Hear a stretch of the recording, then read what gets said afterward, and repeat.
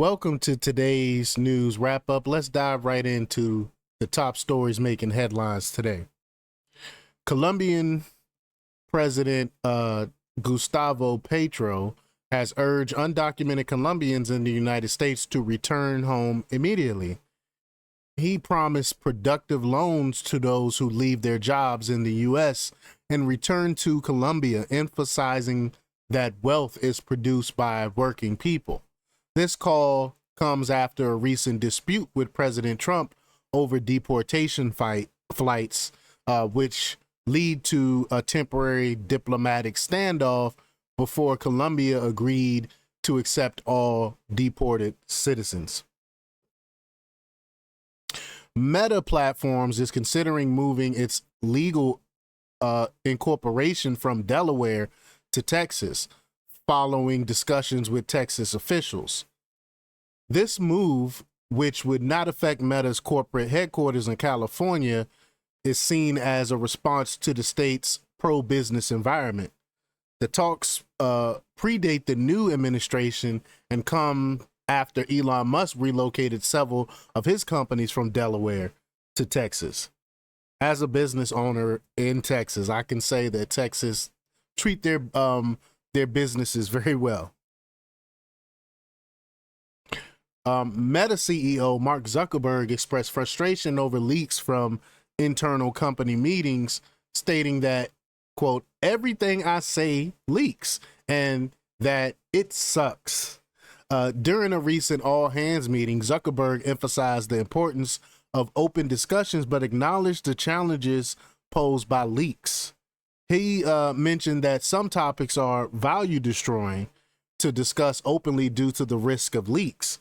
Meta's chief information security officer, Guy Rosen, warned employees that leaking confidential information would result in serious consequences, including termination.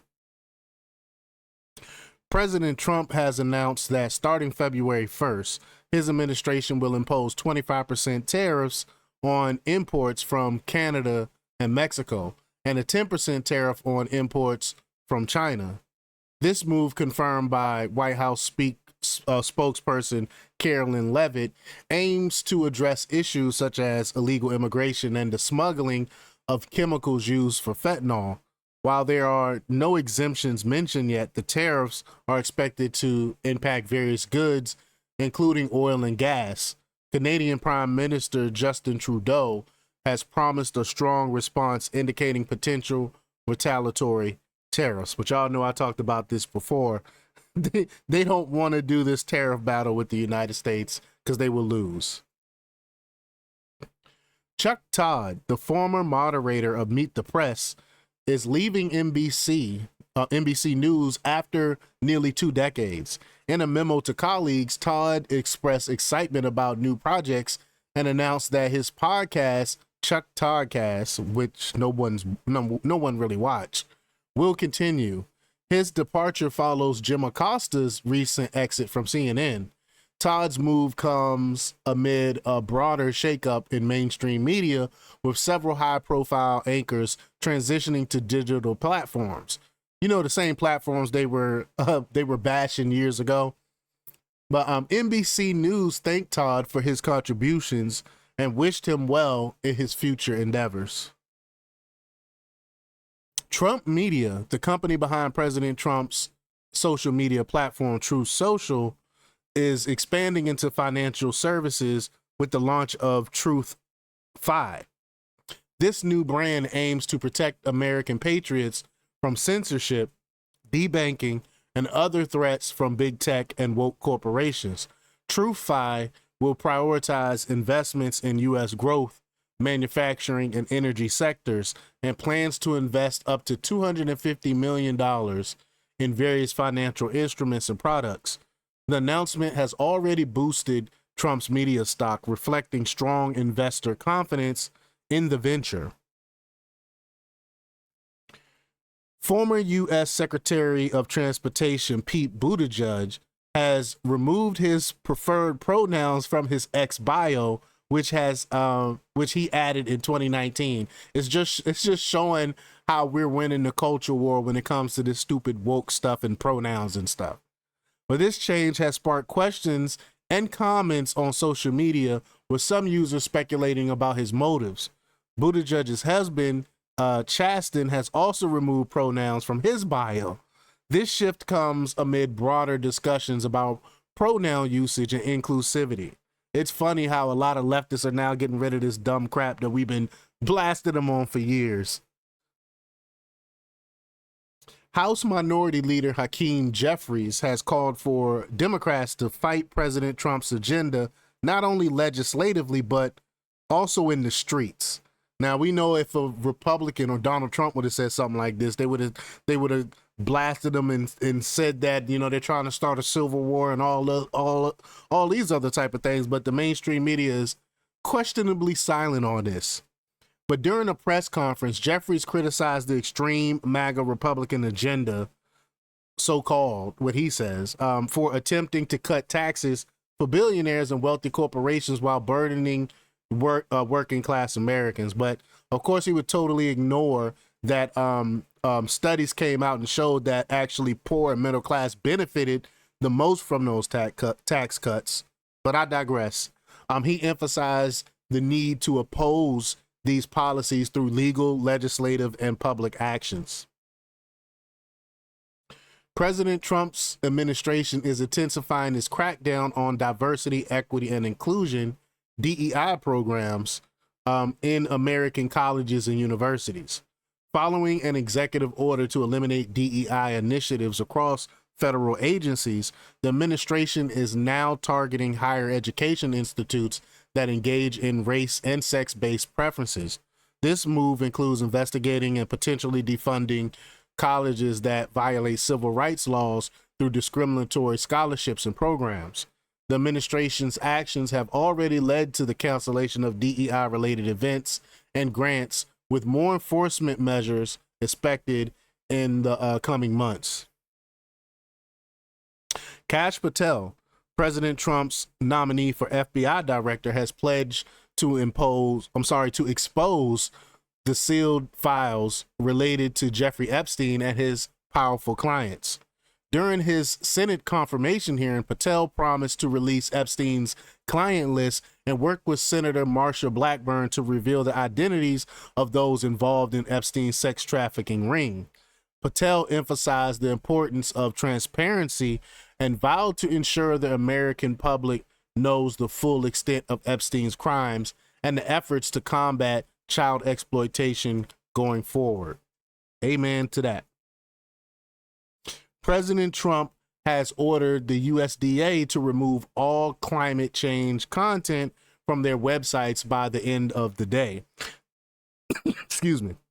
This directive follows a Project Veritas video revealing an EPA advisor admitting to funneling billions of climate organization. Admitting to funneling billions to climate organizations as an insurance policy against Trump. The USDA has been instructed to delete landing pages discussing climate change and document references for further review. This move is part of Trump's broader effort to reverse climate policies and halt funding for climate-smart agriculture initiatives. A small plane crashed into multiple homes in Philadelphia, causing a massive explosion and resulting in several casualties. The incident occurred near Cotman Avenue and Roosevelt Boulevard, leading to a significant emergency response. The crash have left multiple homes on fire and debris scattered across the area. This tragic event follows a recent collision between an American airline flight and a U.S. military helicopter near Washington, D.C., which President Trump attributed to DEI hiring practices. But let me clarify. He said possibly. He never said definitively. The Trump administration has fired 30 federal prosecutors in the D.C. U.S. Attorney's Office who were involved in January 6 cases. Acting U.S. Attorney Ed Martin and Acting Deputy Attorney General Emil Bove directed the termination, citing concerns about the prosecutors' hiring under the Biden administration. This move is part of a broader effort to remove officials deemed adversarial to Trump's interests. including the recent firing of FBI Washington field office head David Sundberg. And him being the chief executive officer, I believe Trump has every right to do this. President Trump has expanded his executive order targeting 50 former intelligence officials who claim Hunter Biden's laptop was part of a Russian disinformation campaign. Initially, Trump revoked their security clearances. Now he has banned them from entering secure U.S. government facilities. This action follows a memo obtained by the Daily Wire, which lists notable figures like John Brennan and James Clapper among those affected. The move aims to hold these officials accountable for allegedly manipulating the political process during the 2020 election.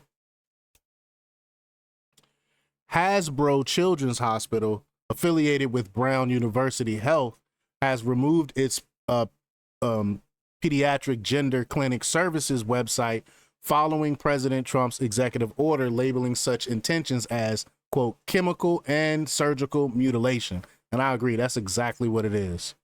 The order, which aims to strip federal funding from institutions promoting gender ideology, has led to the closure of several pediatric gender clinics nationwide. The hospital's medical director, Jason Rafferty, who played a key role in shaping the American Academy of Pediatrics child sex change policy, acknowledged in an email that puberty blockers can cause sterility and admitted the lack of studies on their long-term effects. That's something I've been talking about forever. But this move is part of a broader effort to reverse policies supporting gender-affirming care for minors. John Harold Rogers, a former senior advisor for the Federal Reserve Board of Governors, has been indicted for allegedly conspiring to steal trade secrets for China.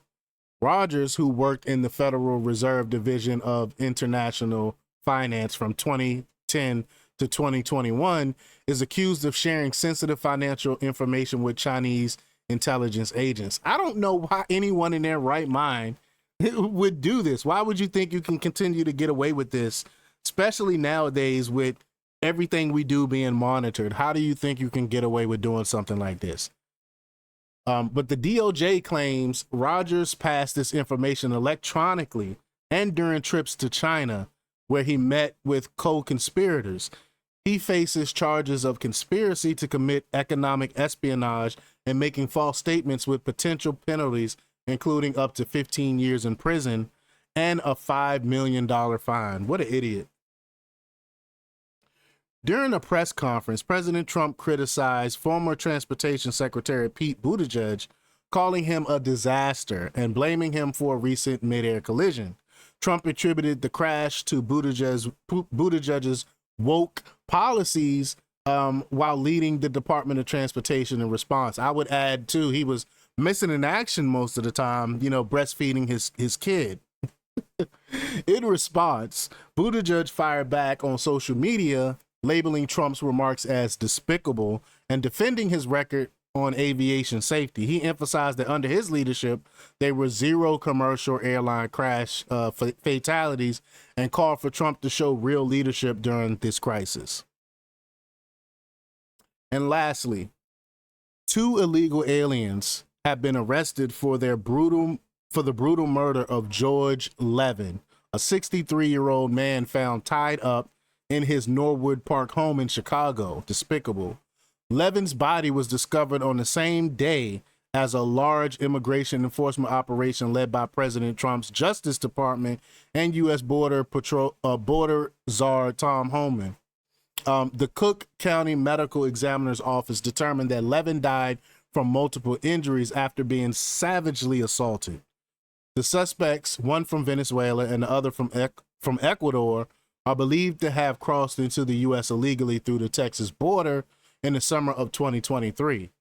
Police suspect Levin may have been targeted for robbery after meeting the suspects on a gay dating app. Wow. But that's all for today's news wrap up. Stay tuned for more updates and don't forget to like, share, and subscribe. And check out jjthepsychotherapist.com for the latest in news. Until next time, peace.